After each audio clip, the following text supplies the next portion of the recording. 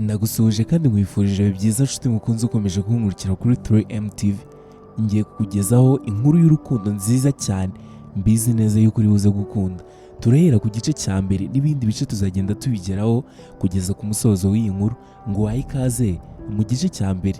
Iyi nkuru nta yindi ni Love in Shadows cyangwa se urukundo mu gicucucucu. Inkuru yacu itangira ivuga kuri Sofia Lane, umunyamakuru uzwi cyane mu gukora ubushakashatsi ku nkuru zicukumbuye. Nubwo akazi ke kamuhesha ishema ndetse kagatuma agira abamukunda benshi, kamuhesheje n'abanzi bamurwanya. Impamvu nyamukuru ituma akora aka kazi si ishimwe gusa, umushahara n'ibindi, ahubwo ni amateka amukomereye cyane. Mu myaka ishize yapfushije Musaza William mu buryo ndetse budasobanutse na gato. Abategetsi cyangwa se abayobozi bo muri kino gice batangaje yuko urupfu rwa William rwari impanuka, ariko Sofia Lane yarabihakanye, avuga yuko kandi agiye gukora igishoboka cyose agashyira ahagaragara ukuri ku rupfu rwa musaza we, agaca imanza zitabera. Sofia ni umunyamakuru ukunzwe cyane nk'uko twabikubwiye. Mu nzu abamo harimo urukuta rufite ibikaramu byinshi cyane, ibipapuro bimanitse, imyandiko, amafoto ndetse n'ibitekerezo bye byose by'ibanga. Urebye ni nk'ibirindiro by'intambara kubera ukuntu usibye n'inkuru ye n'izindi zose arazicukumbura. Gusa muri kano kanya yemeze gushyira ahagaragara umukire cyane Adrian Cross, umugabo wubahwa cyane n'abaturage. Cross ni umuherwe w'umunyabuntu, arakunzwe cyane, afasha mu mashuri, atera inkunga amavuriro n'imishinga itandukanye y'imibereho myiza.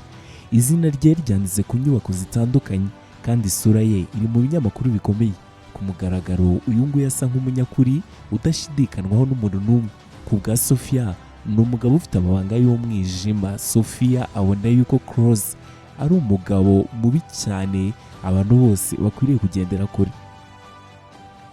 Mu mezi ashize Sofia yabonye ibimenyetso bifitanye isano n'ubugome bw'uyu mugabo n'icuruzwa ry'abantu ndetse n'indi mishinga mibi cyane akora.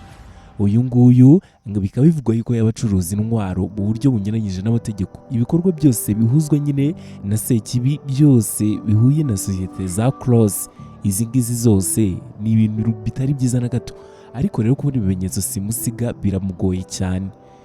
Sofia Lane ari gukora igishoboka cyose ngo arebe yuko yazashyira hanze uyu mugabo, amakuru yose akayishyira ahagaragara, yarangiza agashinja uyu mugabo akamutamaza. Adrian Cross si uko afite amafaranga gusa, ahubwo afite n'imbaraga, ingufu n'abamurinda ku buryo bukomeye. Umubano afitanye n'abayobozi bakomeye cyane barimo na perezida w'iki gihugu nabyo biri mu bitatuma anyeganyezwa.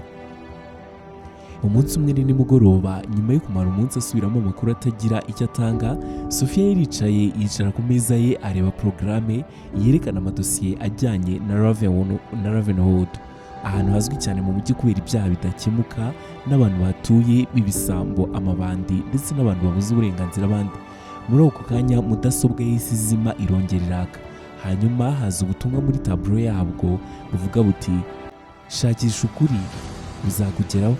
Yatunguwe cyane n'ayo makuru abonye muri iyo mudasobwa ye, gusa nyine arashimisha no kumva ubwo butumwa nyine kubumvisha bumutaye courage. Sofia yahise abona yuko ubwo butumwa bwari bukubiyemo ibintu byinshi bitandukanye bigaragaza aho agomba kujya gushakira andi makuru akurikira. Ahantu hari hateganyijwe mu gice cya Ravenwood, ubutumwa bwarangiye buvuga amagambo akomeye ati genda wenyine kandi ntuzagire umuntu n'umwe wizera uwo ari we wese.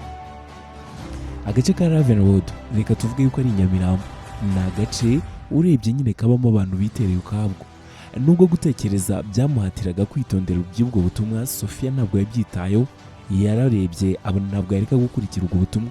Yafashe ibyo yari akeneye byose, kamera ye, ikayi yo kwandikamo, itara ndetse na mudasobwa ye iri buze kumufasha gufata amajwi, maze yerekeza hanze mu ijoro. Umujyi watangiye kugenda uzamo amatara yaka nijoro gutangira no kwira. Sofia Lane uko yashakaga kugera kuri Ravenwood, uyu mujyi wari urimo umwijima udasanzwe bitewe n'iterambere ritari ryinshi cyane rihari. Ibikorwa remezo byo muri kano gace byarangizwaga ku buryo bukomeye, abasaturaga amatara yo ku mihanda. Urebye umutekano wari muke, ibinyabiziga byaje bijagaraye ahantu hose. Nyine ibi ngibi abantu benshi babyitaga akavuyo. Ubwo Sofia Lane yageraga ku nyubako yoherezagaho ubutumwa, aho nyine ubutumwa bwamuyoboraga yasanze uruzitiro rwaho rwamaze gusaza kandi inzugi ziri aho ngaho zose byari kugorana kuzinjiramo. Gusa yaremeye yinjira mu nzu yitonze, umutima we wari uhagaze, yari afite imitima myinshi cyane y'ubwoba irimo imubwira ati wakisohokeye kuko uri kwijyana mu rupfu. Yatangiye kureba hirya no hino, asanga ku mpera hari urumuri rucanye rutandukanye n'ibindi byose yarebaga. Uru rumuri rwari rwegereye ahantu hameze nk'ariho muri salo y'iyo nzu. Inzu yari ishaje cyane, maze aragenda asanga hari mudasobwa itandukanye n'izisanzwe. Ku ishusho ryayo hari harimo dosiye imwe yanditseho iti ukuri. Nubwo yagize igishyika kinini cyane yari ifunguye, byagaragaye yuko yari irimo amashusho y'uyu nguyu Adrian Cross, uyu mukire ari mu biganiro by'ibanga n'abarwanyi bitwajwe intwaro. Yashakaga gutera inkunga iki gisirikare cy'ibanga cyashakaga gutera iki gihugu. Sofia Lane amaze kubona ayo mashusho ya Adrian Cross, umutima wese uhagarara umwanya mutoya. Amashusho yemezaga yuko rwose uyu mugabo ibintu ari gutegura gukora atari ibintu byiza. Ibimenyetso byose byagaragaza uruhande rw'umwijima rw'uyu muherwe wubahwa na benshi muri kino gihugu. Nubwo yaratsinze ikizamini cya mbere, yamenye neza yuko ibyo yabonye ari intangiriro y'urugamba rukomeye cyane bigoye yuko azarwana. Yari agiye guhura n'abanzi bakomeye bari bazi gutwikira ibimenyetso no guhosha abashaka ukuri, kubica no kubashimuta n'ibindi bitandukanye. Ubwo yafataga kopi y'amashusho yo mu buryo bwihuse, yategerejeho gatoya kugira ngo yirebere niba nta kindi kintu cyamufasha mu byo ari kubonaho. Muri ako kanya yahise ajya kubona abona ibintu ntabwo bimeze nk'ibisanzwe. Yahise atahura yuko aho hantu aherereye hashobora kuba hari uburyo bw'ikoranabuhanga bukurikirana abinjira n'abasohoka. Yaracecetse gatoya cyane ahita yitsimba ku ruhande, yongereye imbaraga mu kugerageza kureba ukuntu yafata ibintu byose vuba akeneye. Nyuma yo gufata kopi y'ibyo yashakaga, yamenye yuko icyo gihe cyo kuhava cyari kigeze. Yavuyemo yitonze agenda asohoka gake gake, ariko ubwo yari arimo kugerageza gusohoka yari afite ubwoba bwinshi cyane. Yigeze kumva yumva urusaku ruciye hirya no hino aho yari ari. Yashatse aho kwihisha vuba vuba aritsimba, yibwiraga yuko yabashije rwose kwitsimba nta muntu n'umwe uri buze kumubona. Mu gihe yari ari mu bwisho, yagiye kumva yumva amagambo asakaye mu ndangururamajwi agira ati hari umuntu winjiye mu nyubako, mushake vuba. Iri jwi ryari riremereye kandi ryuzuyemo uburakari. Sofia yamenye yuko afite akanya gato cyane kugira ngo agende ava aha ngaha. Yakoresheje inzira itari isanzwe, arangije anyura munsi y'urugi. Mu buryo bw'amahirwe yagize gutya bageze hanze. Sofia yageze ku modoka ye ari guhumeka umwuka mwinshi cyane. Nubwo yari yakijije ubuzima bwe, umutima we wakomeje kwibaza niba ibyo yibitseho bizarushaho kumurinda cyangwa se niba ari byo bigiye kumukurura ibibazo bikomeye cyane. Yibutse amagambo yakundaga kubwirwa na Musaza William mbere y'uko apfa. Yakundaga kumubwira ati ukuri ni intwaro y'intwari, ariko rero ugomba kwitegura urugamba rwayo mu gihe ushaka guharanira ukuri. Aya magambo yamuhereje icyizere cyo gukomeza urugendo rwe nubwo rwari ruteye ubwoba.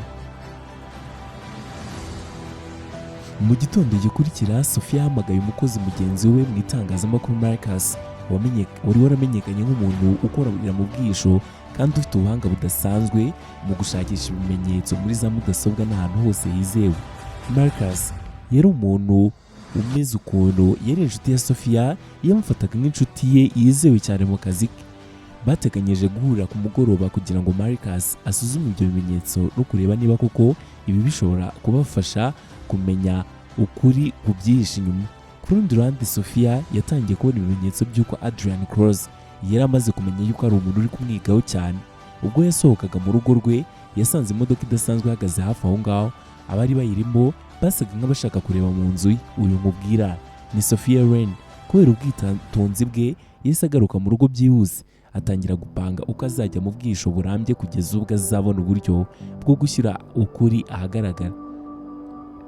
Muri uko gutegura byose, Sofia Lane yatangiye kwibaza niba akomeje neza cyangwa se niba ari kwishyira mu kaga kabi kurushaho.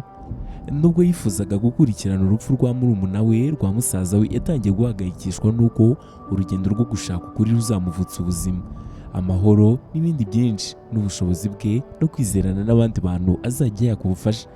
Yagize akanya gatoya yibuka ibihe byiza yagiranye na Liam, musaza we, umusore wari wuzuye ibyishimo, ariko rero akaba yari yarahindutse umurambo kuko uyu yari atakiri ku isi y'abazima. Sofia Lane yiyemeje yuko atazacika intege mpaka agaharanira ukuri kugeza ku ndunduro. Sofia yatangiye urugendo, yatangiye gukora buri kimwe cyose, noneho agerageza gusatira ukuri, gutangira gushaka abantu bo bahoze bakorera uyu mugabo, bahoze muri kampani ye. Buri wese yashakaga guhura nawe yari afite ikibazo cy'uko nyine yahohoterwa. Nta n'umwe wigeze wemera guhura na Sofia. Sofia yari afite icyerekezo gisa neza rwose. Yakomeje kugenda agerageza kugira ngo arebe yuko yabona umuvugisha. Ni nanga dusoreje iki gice cy'inkuru yacu. Reka mubwire yuko mu gice gikurikira urugamba ruri buze kuba rukomeye hagati ya Sofia Lane hamwe n'imbaraga z'uyu mugabo Adrian Cross, umugabo ukomeye cyane utari uwo gukinishwa. Ibanga ririza kujya ahagaragara, ibintu biraza kumera nabi cyane. Ese cyangwa biraza kumera neza? Ese uri gutekereza iki kuri iyi nkuru? Ndagira ngo unyandikire muri comment umbwire igitekerezo cyawe kuri iyi nkuru. Naho njyewe nitwaga Kelody, nkugezaho Love in Shadows. Uri kwibaza aho biri buze guhurira n'urukundo? Ibi nabyo biri mu biri buze kuza mu gice gikurikira. Reka dusoreze aha ngaha, ngushishikariza kuzakurikira igice gitaha. Iyi ya 3M TV, mukomeze kugubwa neza.